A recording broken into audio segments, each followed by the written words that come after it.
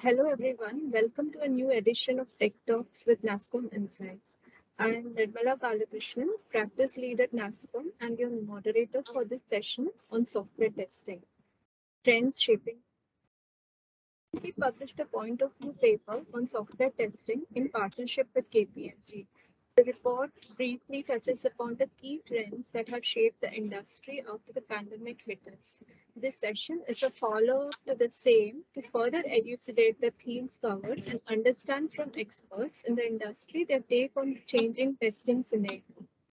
We have three very esteemed and experienced guests joining us today.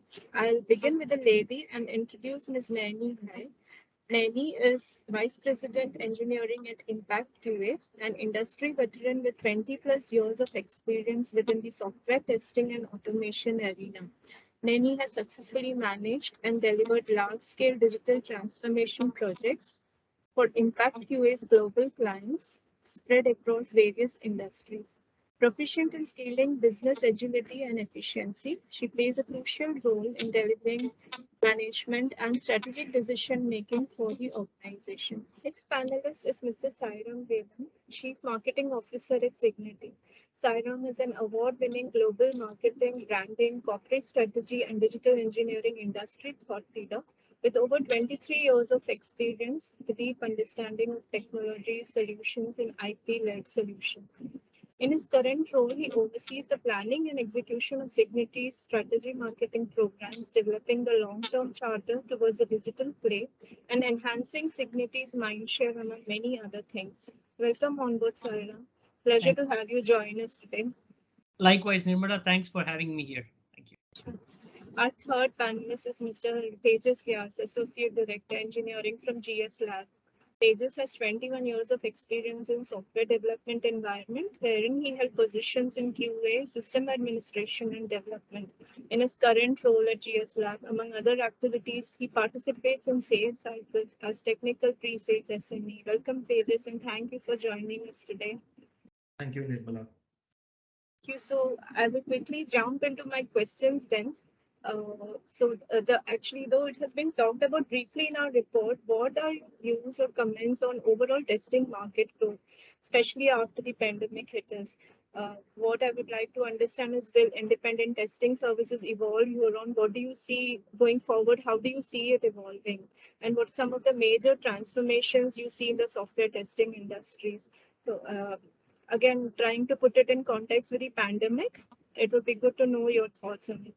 Naini, you would want to start first? You're on mute, Naini.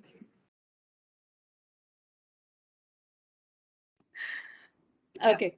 Yeah. So definitely, when I went through your report, I definitely see, a rise in the software testing market demand. I think we need to understand why this change is happening. So definitely the one thing is there's an increase in customer interest in digital services, whether it is online shopping, online learning, online banking, telemedicine.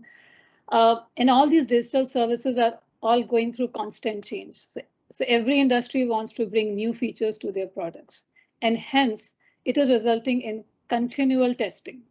I think the industry has realized this. The testing firms, they have started developing their tools. They have reframing their tools to incorporate some latest technologies like AI, ML.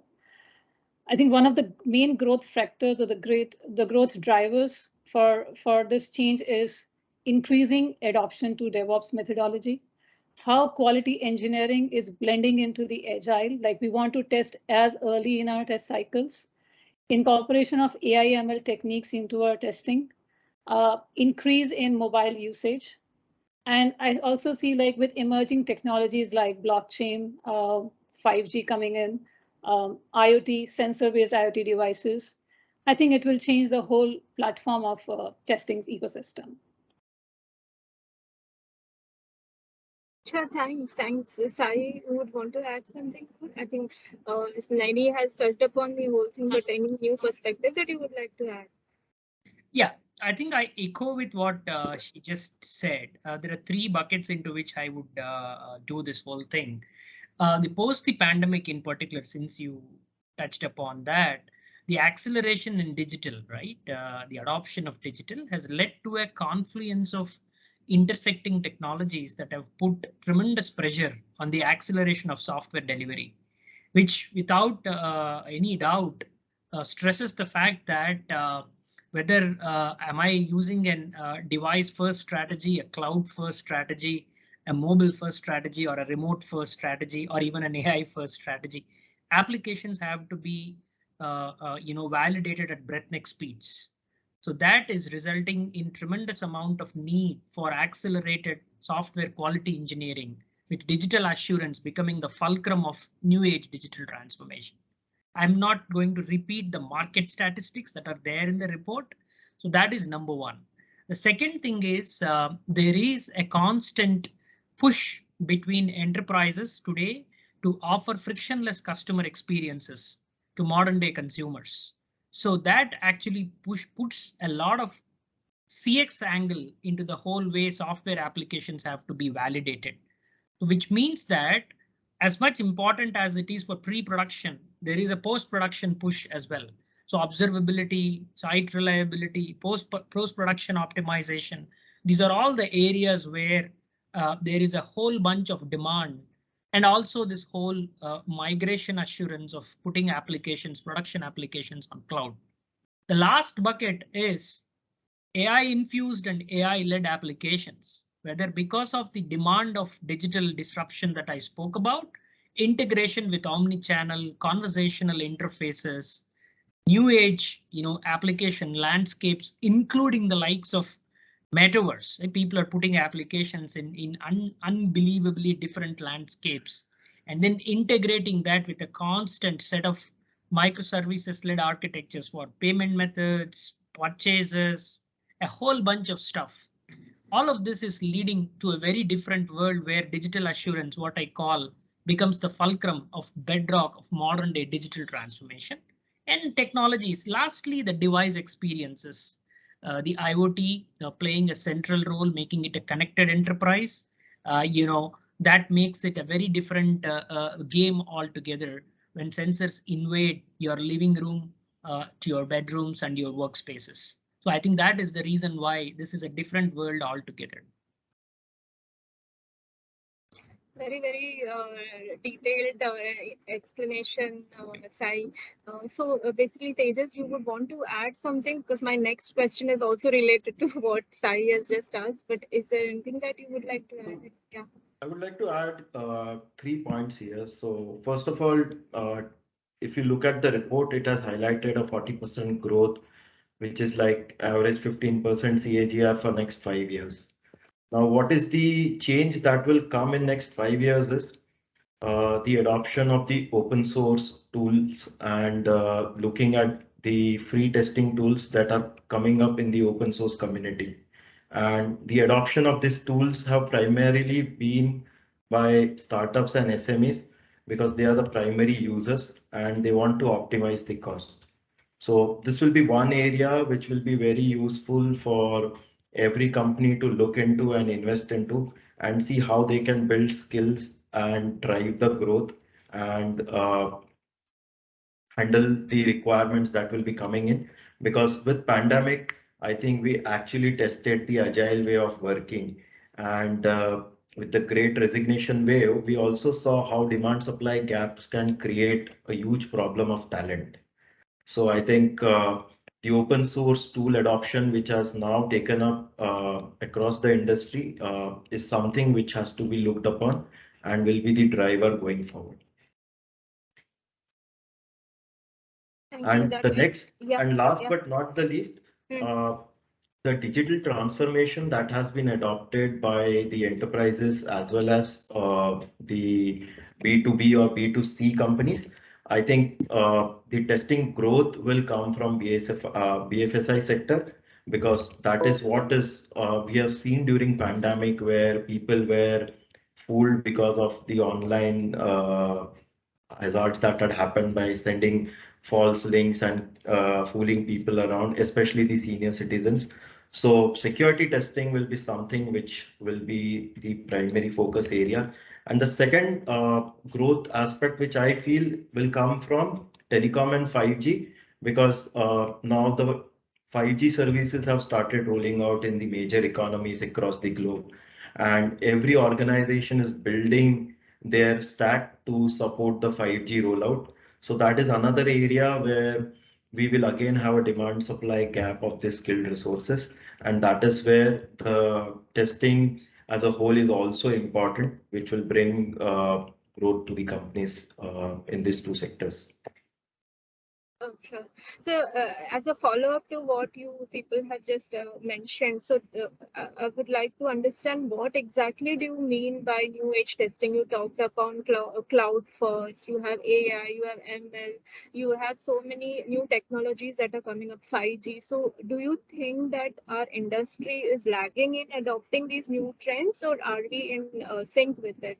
Or also, do you mainly because of this shift to the adoption of cloud, how is it changing the testing scenario? And in terms of the mobile testing that is happening, the testing labs that are being set up, and what is it that companies are currently doing, and what needs to be done more, to be in pace with all these new changes. Every other day you see something new or the other coming up, and testing is the, like you said, the core to all the development that happens. So what is it that we should look at going forward? So Sai, you can answer Yeah, Naini. sure. I Go. can. Whoever. I mean, can I go on this? Yeah, sure, Sai. Yeah. All right. Okay. It's a very interesting question. See, the one thing that has remained constant in the world of software first is heterogeneity.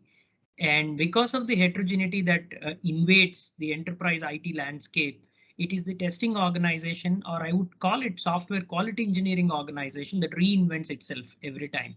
Today, quality engineering as such is a business boardroom dialogue because it makes or makes a market leadership equation for any large company.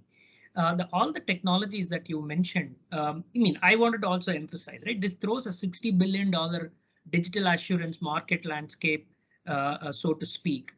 The adoption of these technologies by the companies is one side.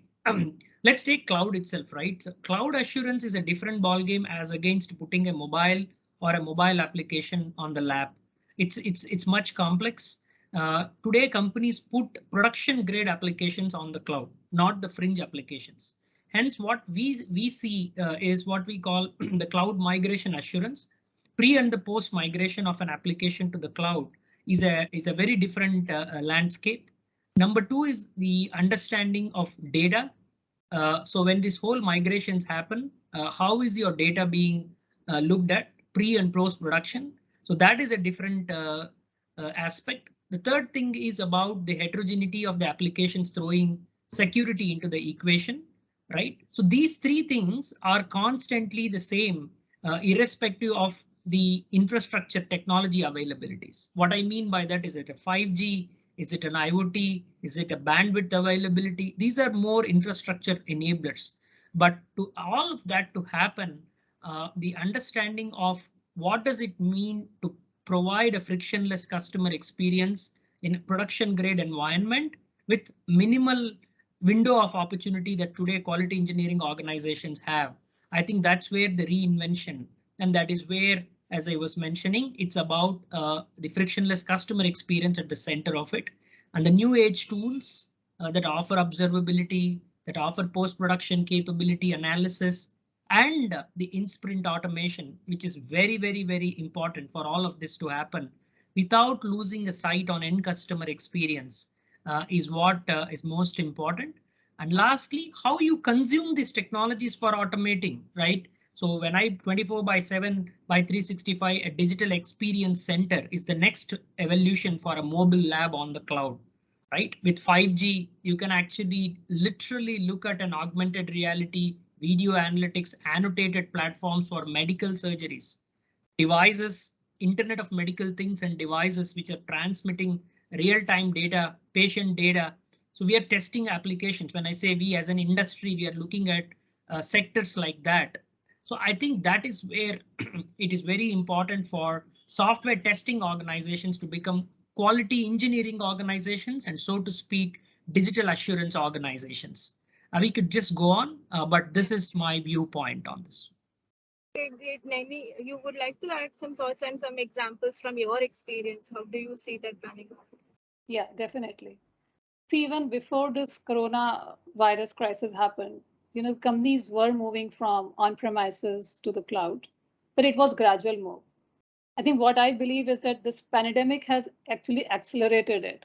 And we have seen this change, like how banks have moved their physical transactions to online, how our shopping experience has changed from retailers to a contactless shopping and delivery, the rise in OTT platforms, the rise in the online learning platforms. I think business will continue to move things onto cloud.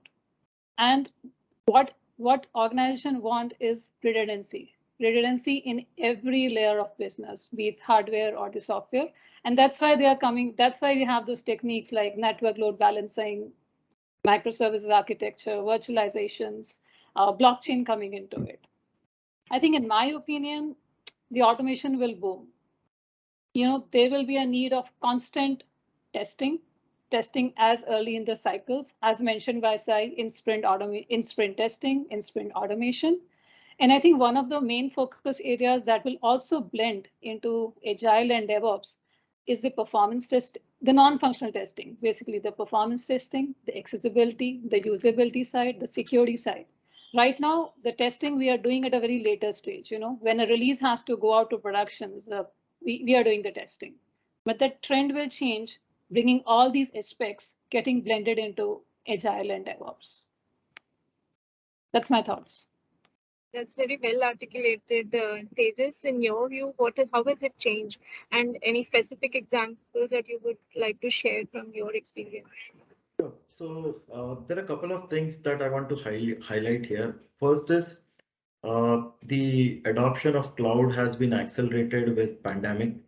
Okay, but at the same time, the compliance sensitive industries like BFSI, telcos, they have started adopting it in a hybrid mode. So you have the data residing in their premises, but the applications are hosted in the public cloud for the obvious reasons mentioned by Naini and Sai, that you want high reliability, you want quick market movement, but the data is what is of more importance. If there is any compromise on the data, things will become bad. So this hybrid deployment has brought in multiple challenges. One is you have to look at how you are moving the application and how that data is being accessed. So all the integration test points have now become important. With Agile and DevOps coming into the picture, it is even more important how you take care of this integration testing points with build over build when you are doing this testing into your pre-production or the sandbox areas, which apparently are hosted again into the cloud in a very small form factor.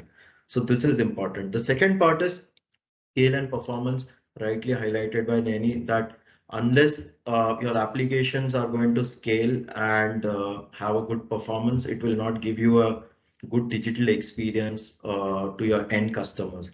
So now imagine a scenario where your data is hosted in your premise, your application is scaling into the cloud, but if it is not able to access the data at the same level, it's going to create problems. So there has to be a good synchronous way where you enable your on-premise environment to scale up in the similar way where your application is scaling in the cloud.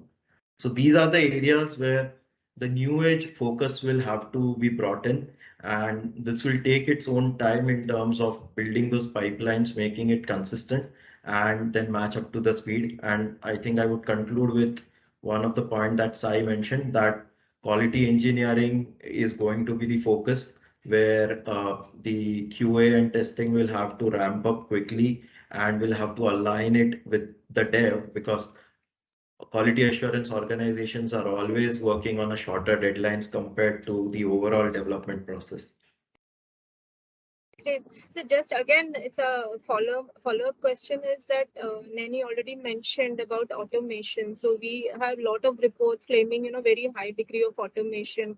There is 65 to 70%. Some reports say that test of automation has been achieved. But what I would like to understand this is how does the ROI, how does it affect the ROI? Does it deliver ROI? And also in such a scenario where all these kinds of tools are coming, how do you see the tool scenario changing or the tools landscape changing or evolving? And what is it that, companies are doing to address these kind of changes? Naini, you would want to address that? Yeah, sure. See, the automation ROI is based on multiple factors. So once you have taken a decision of choice of tool or the choice of technology that you are going to use for automation, still how this whole thing has been architected, like how you develop the whole architecture of your automation framework. The second factor is that all the conventional tools nowadays, they understand the application through its properties. They understand the underlying DOM.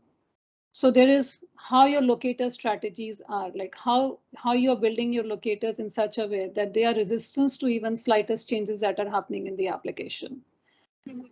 The third aspect that comes into mind is the design principles. Like while we have good architecture in place, we have good locator strategies documented out, how we are designing our applications.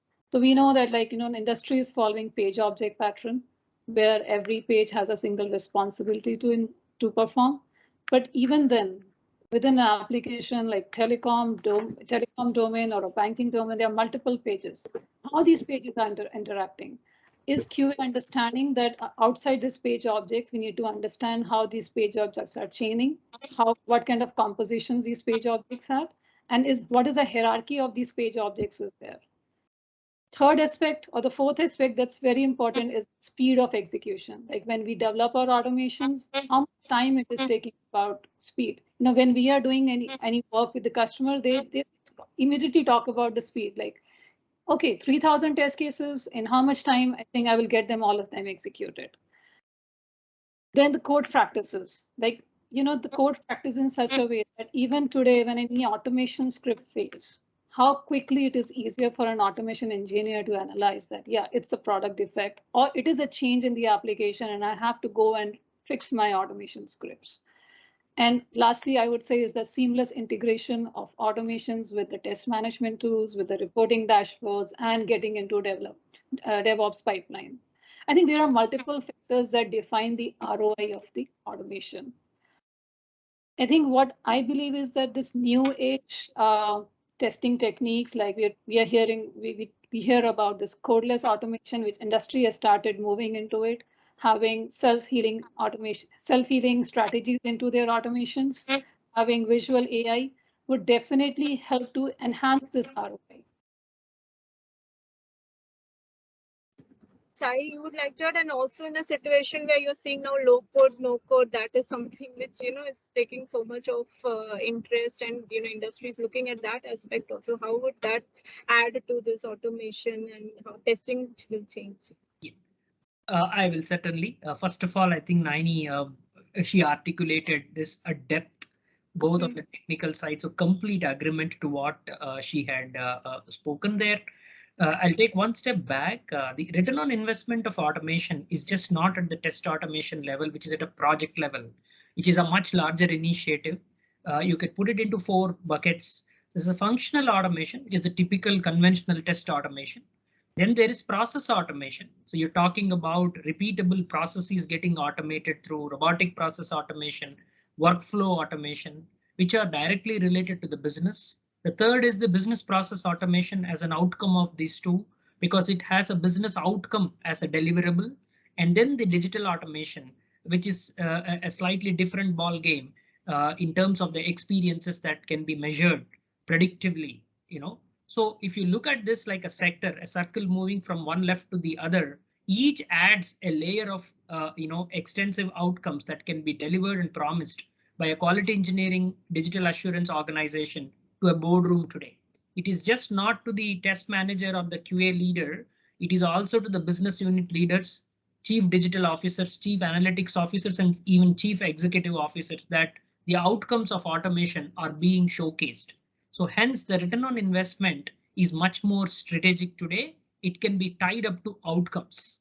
So that is how valuable the whole automation that the QE organization owns today, right? It's got elevated. The second thing is she spoke about codeless self-healing test automation solutions, which I'm completely, we have actually launched something like that, our own proprietary industry-led.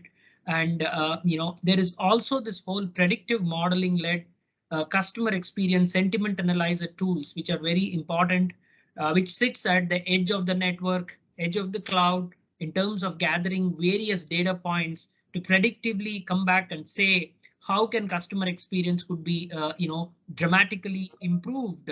So these are some tools. For example, we launched a tool called Insight. We launched a tool called Insta, which are these technologies. The last is you spoke about the low code technologies.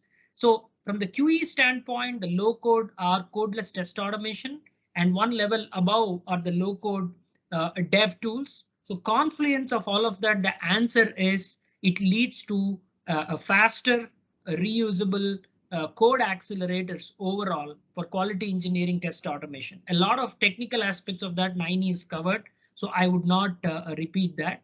And the other dimension is how do you actually test and automate, in terms of an IoT landscape when devices are playing with you. So that is a different ball game altogether, where there are technologies, there are frameworks which are coming in to look at exchange interface protocols and data exchange that happens between two devices over the air, OTA, which is now come into the mainstream. You can literally upgrade a Tesla over the air, but then a whole bunch of handshake happens pre and post that, and a lot of automation also happens there as well.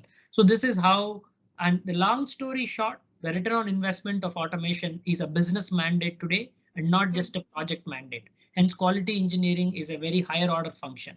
I'm sure when Tejas is taking over, he can agree and then talk more about this. And from Tejas, I would also like to know, the 65 to 70% number or whatever they say that reports mention, you think that is right, or how is it going to move? What is going to happen in that kind of a scenario also from your viewpoint? Yeah. Definitely. So yes, automation percentage has definitely gone up. Customers are expecting high degree of automation from the testing team.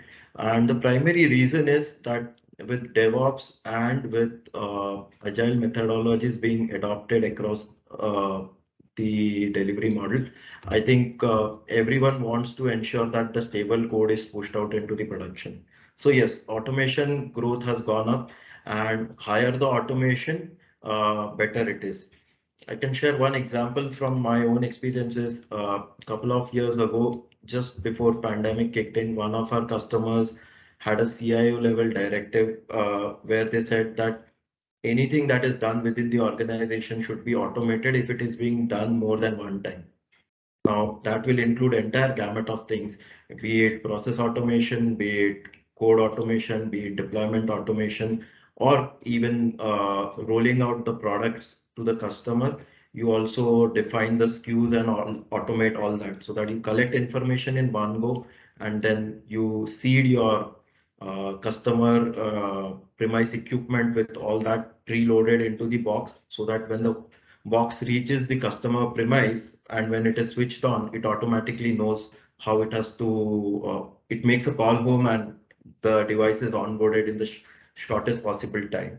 So yes, automation has gone up. Now this has brought in a couple of things, right? So there is a lot of anxiety within the product quality group that how are we going to achieve this, and what will be the ROI if it has to be ever measured, right? Because majority of the times the CXO level is always focused on ROI and is not very much concerned about what kind of challenges the engineering team might face. So one of the things that you can see is that level can be very easily achieved when you have APIs or backend kind of an automation, because the code churn is very less there. Majority of the code churn generally happens when you have a lot of UI coming in, and with newer UI technologies coming every now and then, the return of investment on UI automation is very low. So that is where the new edge tool helps when you bring in a kind of low code or no code kind of an automation where if you just go a few years back, you had record and play kind of a tool set. What today it does is you define a keyword and then you do your UI automation based on the keyword driven thing, right? And only change that you have to do is how the workflow in the UI has changed. So the churn is less.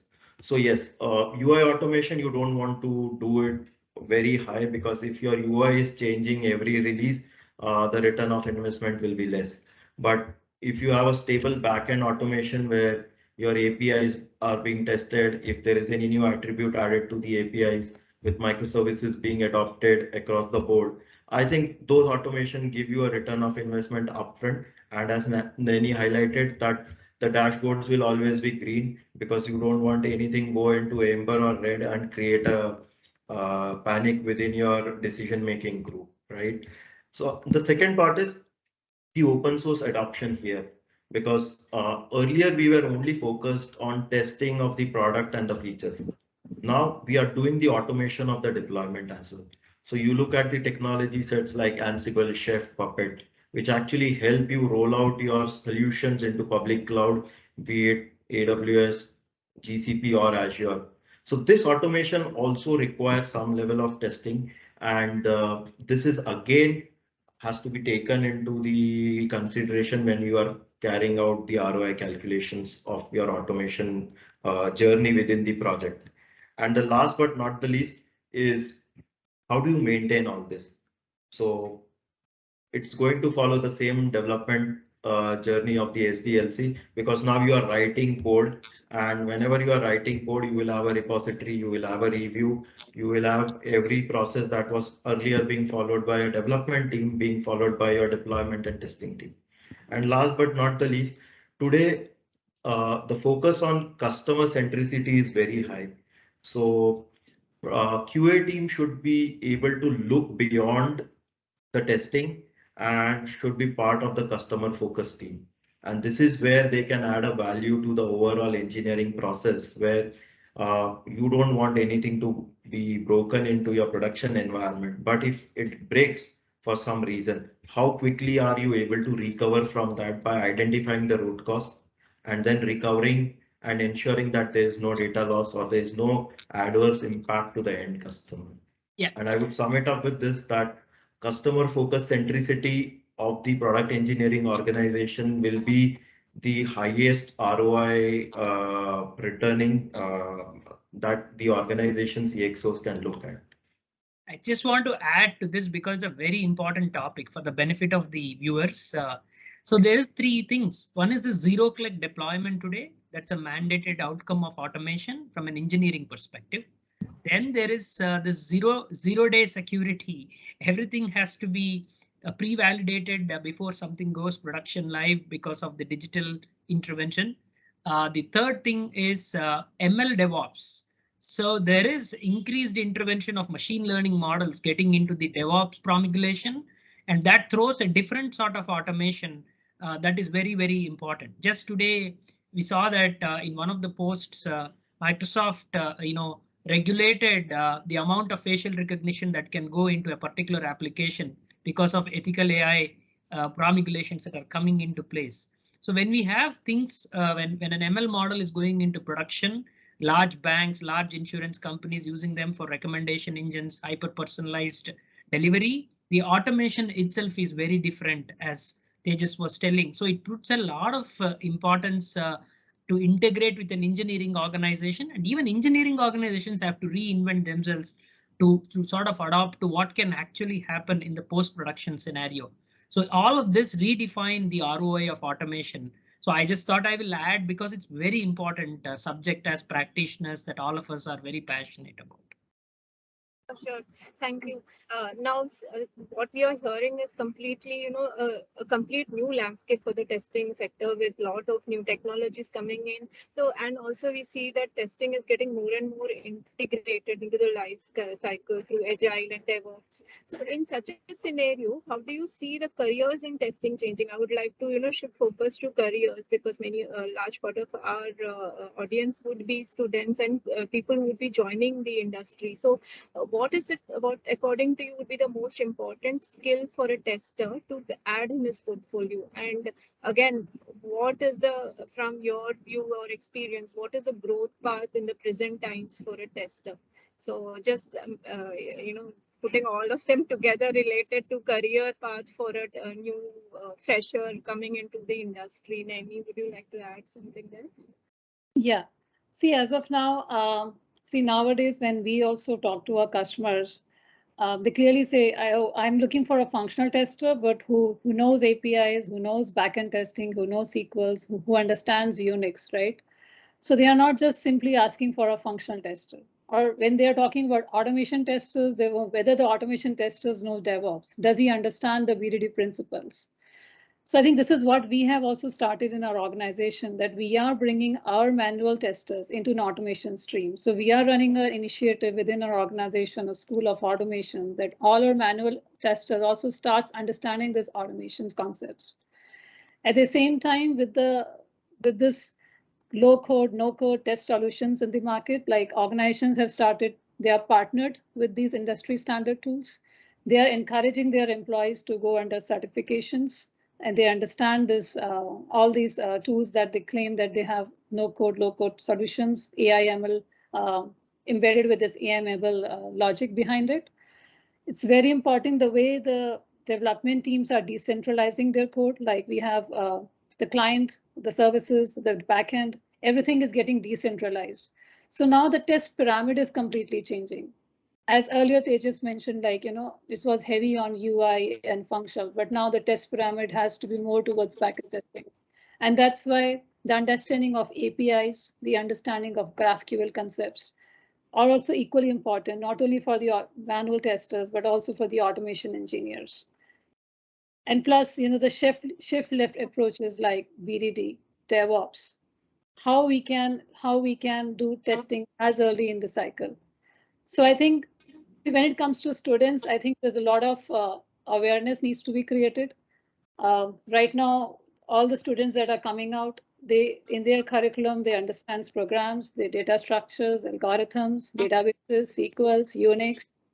I think there's still awareness has to be in there within that community, that how quality is changing, how these whatever you're learning, your programming skills, your data structures, algorithms, they are equally getting utilized in the QA industry as well.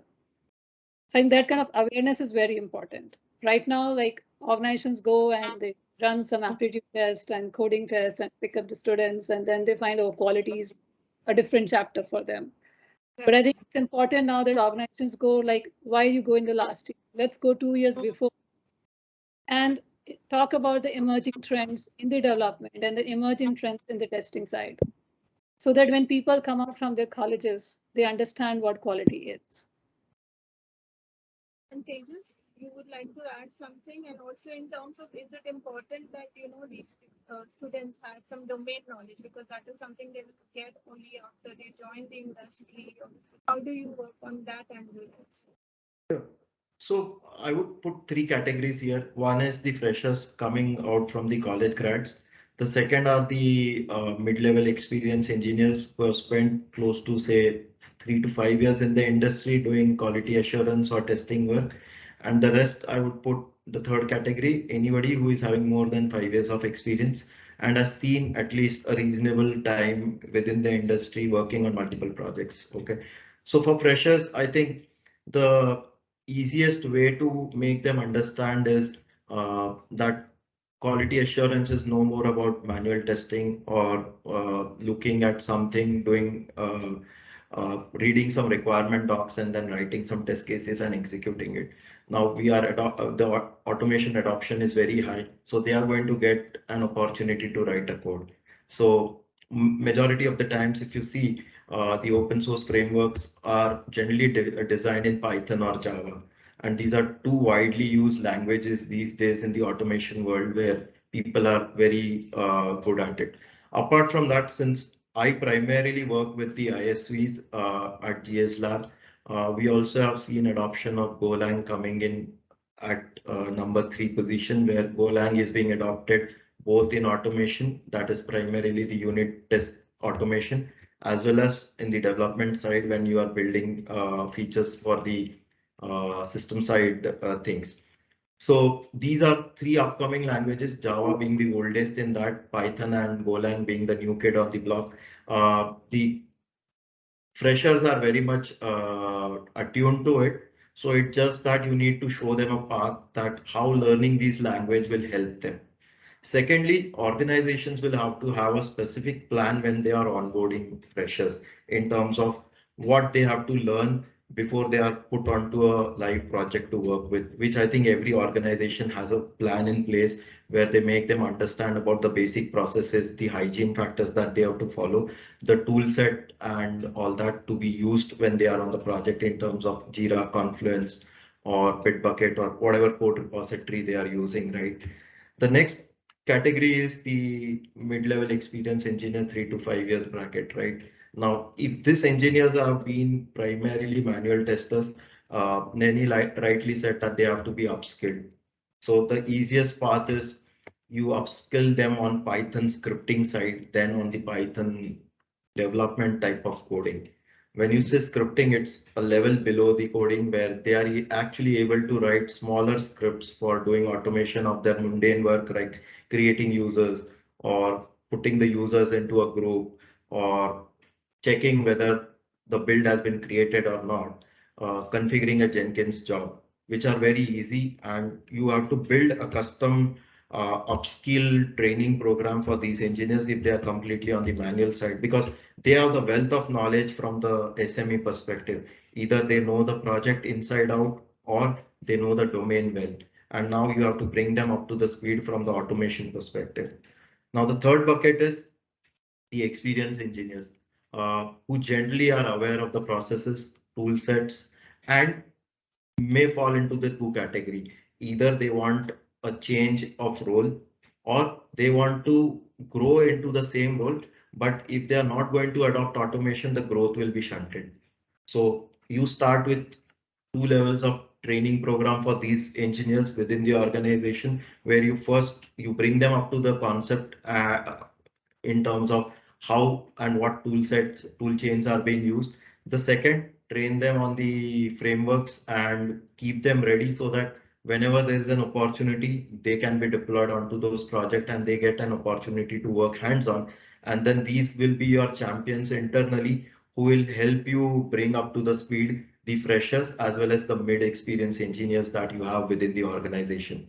Last but not the least, now when we look at all these aspects, all the three category have an aspiration that how am I going to get an opportunity to work on AI ML based projects, because that is the buzzword which is very much high in the industry and a lot of engineers are attracted by it, but they fail to understand that these buzzwords are nothing but implementation approach or methodologies in a given problem statement.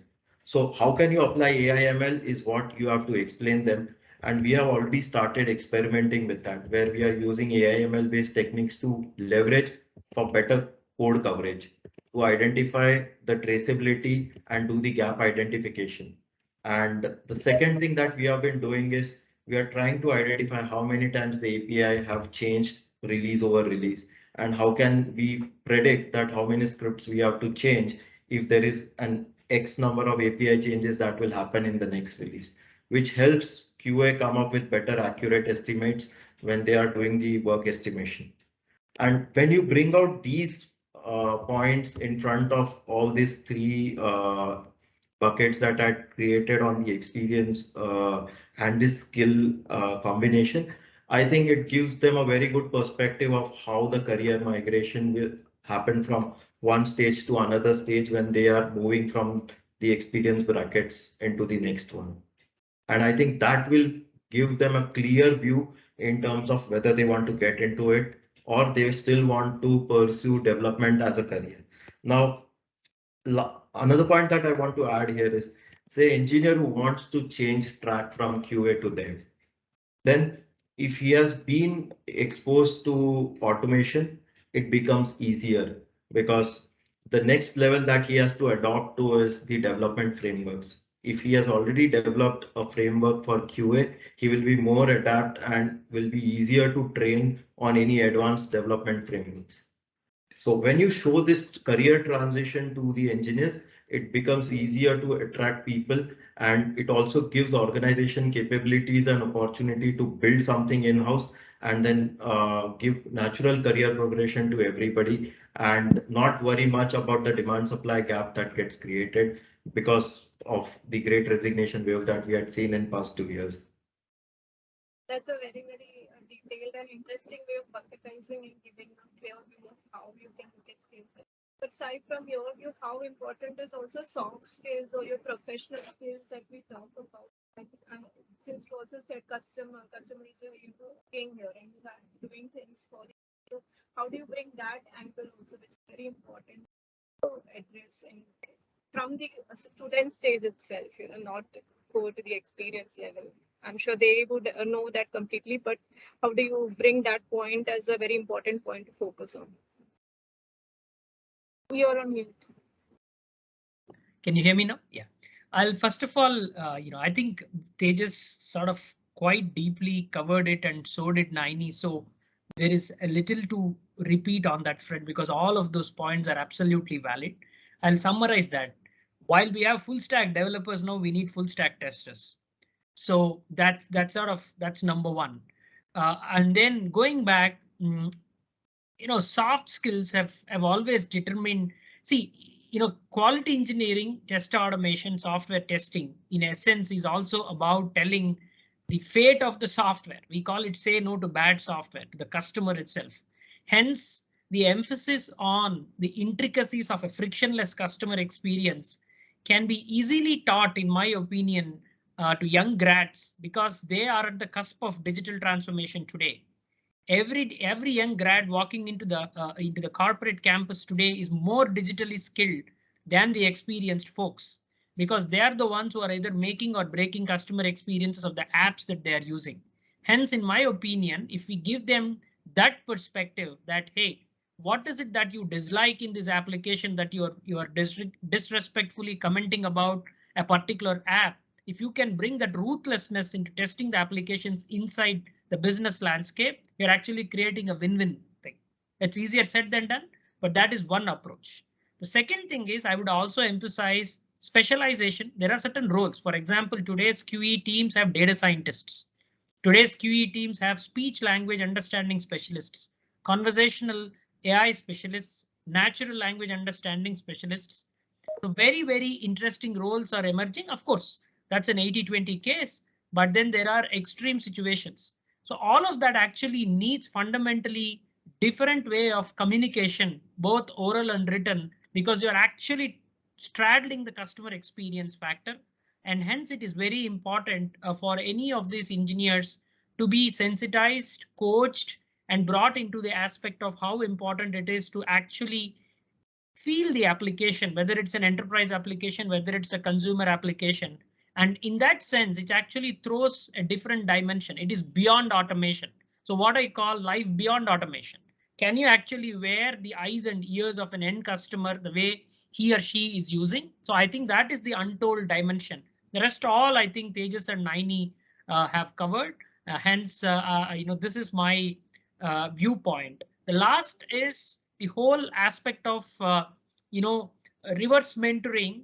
So while as much we understand that QE guys want to move into dev, I can trust there are dev folks who want to move into QE as well, because some of the exotic stuff that a QE guy would actually get exposed sometimes, even the dev folks wouldn't. If you're really enjoying breaking an application cross-functionally, making sure that a complex test lab is created and enjoying that whole dimension, it's actually, it's a very different scientific game. And an ML assurance, model validation, some of the stuff that I was talking about, is as good a dev play as it is.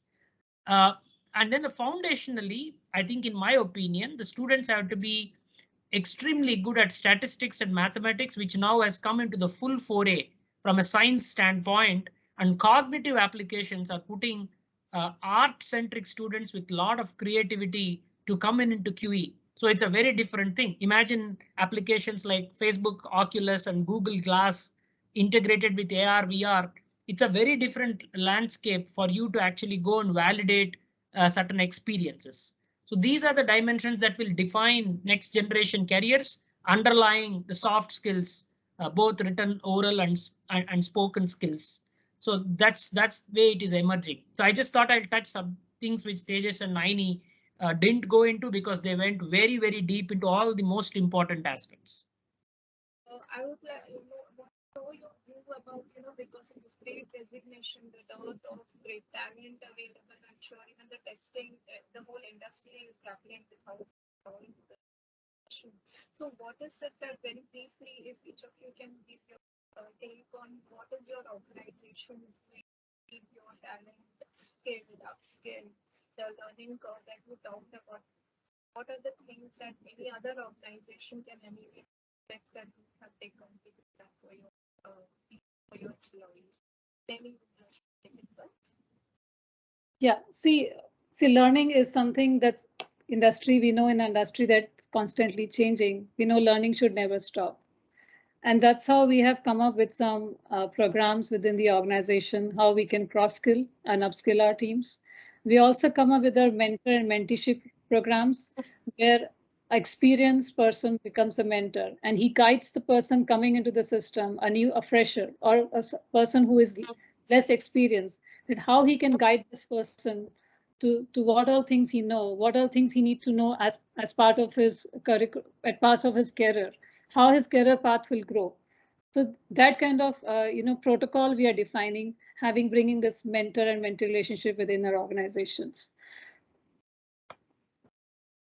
Thank you. Yeah, I think agreed.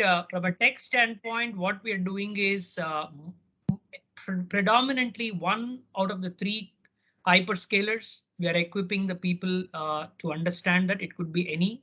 We're also equipping people to sort of pick up one programming language. In fact, out of all the three that Tejas mentioned, and we are also specializing in ensuring customer experience, which I spoke at length. Working with product managers, business decision makers is a training that we are putting people together, because very different breed of decision makers is what they get exposed to. So that is a thing. Lastly, the soft thing. How do you actually operate in a complete virtual environment, right? I think that is very, very important. Not just for project reporting, but the ability to sort of handle day-to-day stuff. I think that's a soft skill aspect. So these are the three important reskilling things that we are doing, and reverse mentoring. As I said, the digital experience aspect is more prevalent with the younger workforce, and we are utilizing those insights of younger workforce to actually coach the mid and the senior folks, which also bridges the divide, the hierarchical divide, and increases the collaboration. Tejas? Yes, so here at GS Lab, we follow a slightly different methodology. If we are hiring from campus, the candidates are already scrutinized on their programming skills. And if we find a candidate good enough to be put on a project, what we do is we add them on the project as shadow resources so that they get the first-hand experience of how a live project works on. They get an opportunity to interact with the customer, and they also get an opportunity to contribute to something. And it is kind of a on-project training that we call it. The second approach that we use is that if a person is not having a programming background or is not good with programming, then we put him or her into a bootcamp kind of a program where they're given a live problem statement from a project, and they are asked to come up with a solution. And once they are ready with their solution, a mentor is assigned to every group, and the mentor is going to evaluate that problem solution and give them feedback. And once they are ready, there will be group of senior architects who will be evaluating that solution into on a day, and they will give them the live feedback.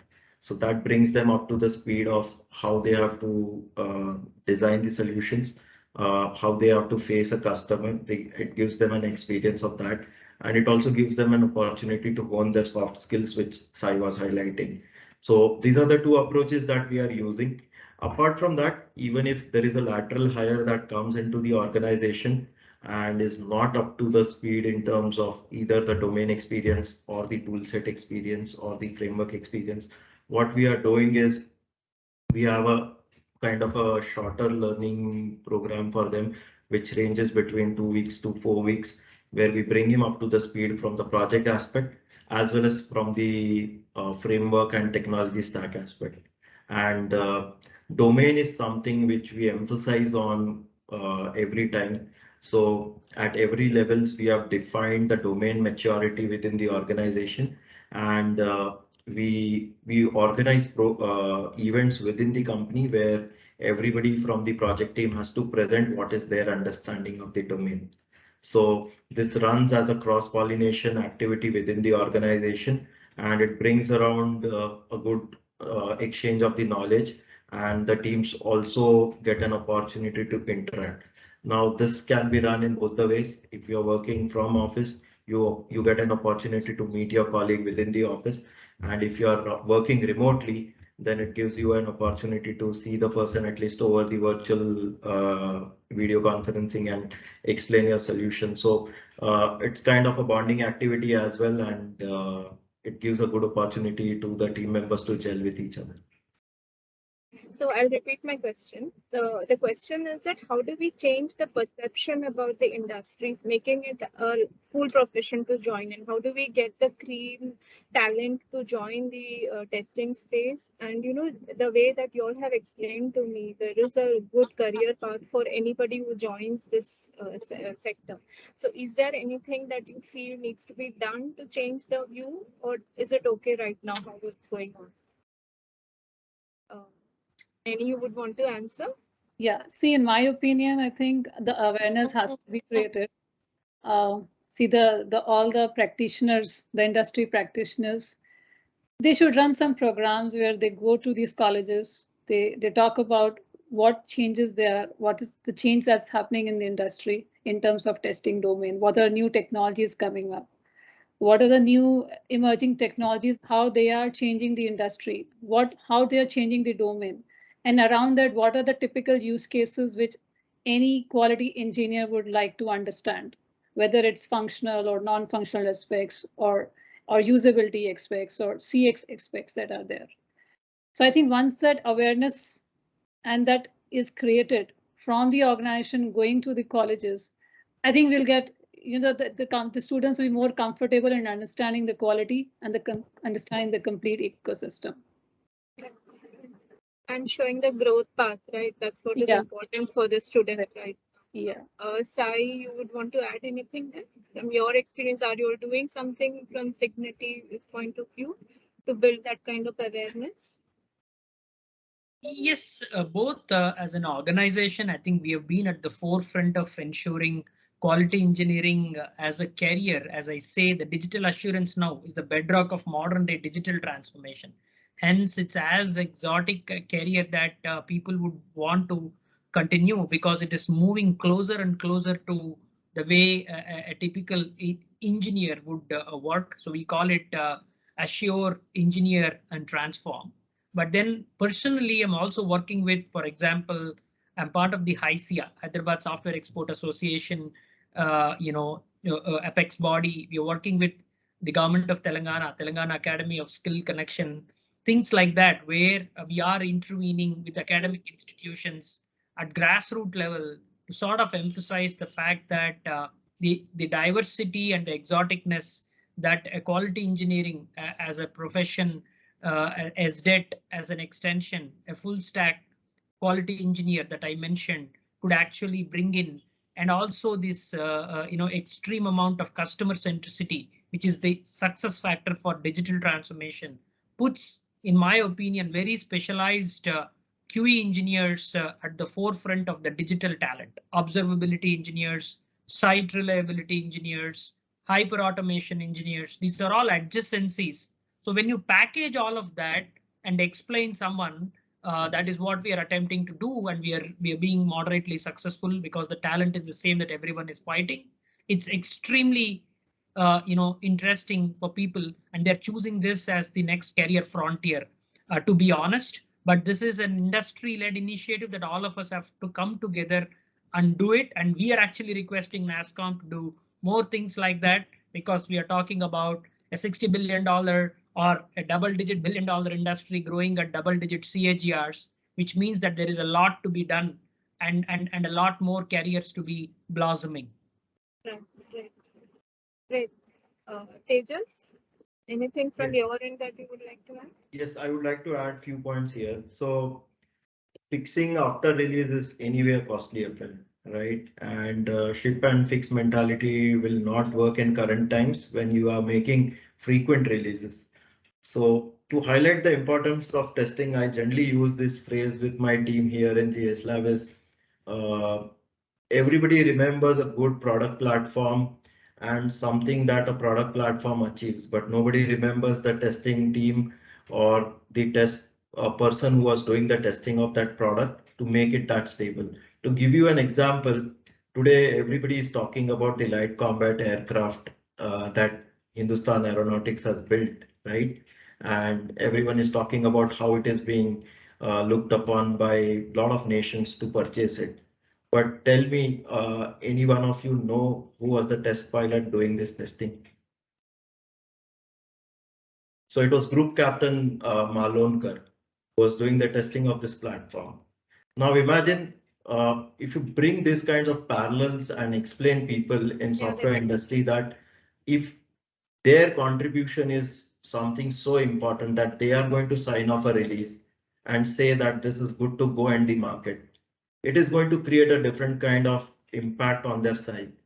And if you can bring this kind of an attitude change, nobody is going to look at this profession in a different way. Because what has happened is over a long period of time, industry has emphasized much on the development aspect, but quality assurance and testing has never been given the due importance, even though it plays a very crucial role in the entire software development lifecycle.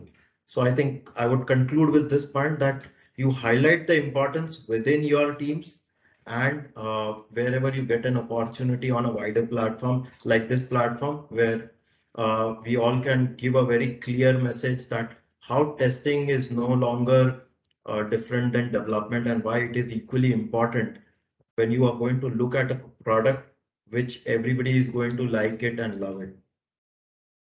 And we have ample number of examples from within the IT industry. If you look at a platform like Apple, right, one of the stable platform, be it hardware, be it software. Why people like it is because it has been thoroughly tested and nothing goes without a very uh, clear scrutiny of each and every aspect into the entire ecosystem. And we see that wherever the ecosystem is not strong, the adoption is not high, people don't want to trust on that platforms. And I think it speaks for itself. So it's just bringing right examples in front of the student community, especially. And I think we will address the problem in a better way. Yeah, agree completely. The success stories has to be, brought out very clearly. And like you mentioned, I feel testing is the core to anything. Any development also without the test, that core does not work. So agree completely. One last question, just closing thoughts. Anything that you would like to add, or what advice would you give your younger self to achieve your career goals? Now you have a lot of experience in this area. So what, according to you, would you have done differently, or what you feel you would like to give a kind of an advice to the student community, or even to the people who are there in the industry? Naini? Yeah, see, if I have to summarize in one line, I would say is that like learning should never stop. Like they keep yourself cross-skilling and upskilling. That's a must. And I think it's also important for QA to keep themselves open to emerging trends. They need to understand what those emerging trends are, how they are bringing change or impact into a specific industry or domain. And I think once they understand that, they will start loving it, and they themselves get motivated to understand that. For example, like the example of blockchain. So we know that in the Bitcoin, how blockchain is about encrypted ledgers. But is blockchain can do a lot more things. Think about blockchain, is storing all the sensitive information. Let's say health records of all the patients, or the user's passport information, or information about their driving licenses, Aadhaar cards, or voter cards. Or tomorrow, it may happen that even the voting systems go digital, right? So I think once they understand these technologies, the architecture behind it, and the way it is changing, the way it is bringing impact into the industry, I think it will encourage them not only to be learning on the technical aspects, but also like how the domain is changing with these emerging technologies. Thanks, Naini. Tejas? Sure. So I would like to mention following 3 points here. First, be open to understanding the actual application of the project or the product or the platform that you're working on. How is the end user going to use it? Understand the use case. Once you understand the use case, you will be a better tester or a quality assurance engineer compared to a peer. Because if you know how the end user is going to use it, you will be able to better come up with the corner scenarios, and you will be able to identify certain things well in time, even before it goes into the market and you get to see that. One. Second, always learn about the domain in which you are working on the project, because when you are learning about the domain, it does not mean that you just have to read about it. The majority of the time what people do is they just go on internet, do some search and read about it. It's not about reading. You actually have to talk to people, like your product managers, your support teams, because they are your feedback loop. When you talk to them, they will give you the first hand exposure of how the product is behaving in the market, what customer is saying about it, and what they can do in terms of connecting the dots and improving their testing areas. Because when somebody gets the first hand experience of what has worked in the market versus what the product is lacking or what are the problems, I think they get motivated by themselves to do it better. I'll give you my example. When I was working as a deployment engineer in my past role with one of the companies, the first problem that I got to know from the field team was that product installation take a lot of time, and majority of the times customers are not liking it. In spite of product features being good, this is one of the constant complaints we get from the customer. And what I did was I actually went as a passive listener on the call. I did not participate in the call. I was just listening and I observed what is happening. And then I came up with a process change. I came up with some automation, and it solved the problem in a completely different way, where the field people were much more happy because now they have to deal with very specific things like modifying the script as per the customer's environment. I automated all their pain points and I solve their problem. Now, when I share these examples with my team, they get a very good idea about what they have to do. So stay closer to the field team. It will give you an opportunity to understand how the product or how your project is being used in the field. The last point is uh, always select at least one other area than what your company or you are interested in.